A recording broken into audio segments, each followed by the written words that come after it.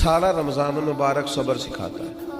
यानी आपके घर में नेमतें पड़ी हैं और आपके सामने पड़ी हैं और आपकी अपनी हैं और आपकी जायज़ कमाई की हैं और भूख भी पूरी लगी हुई है, खाना नहीं, सब्र करना है। रब का जब तक हुक्म नहीं ना आता, इफ्तार का टाइम नहीं होता, उतनी देर तक खाना, ये सब्र है। तो ये सब्र ही फिर इंसान को मुहर्रिमात पर सब्र सिखाएगा। यही सब्र फिर सिखाएगा कि जिस तरह तेरे पास सहूलत मौजूद है, तू खा सकता है, तेरे कंट्रोल में, पर तू नहीं खाता, इसी तरीके से कुछ चीजें तेरे कंट्रोल में हैं, तू ले सकता है, पर चूंकि तेरे लिए जायज नहीं, लिहाजा तूने सब्र करना है और वही लेना है जो तेरे रब ने तेरे लिए जायज रखा है।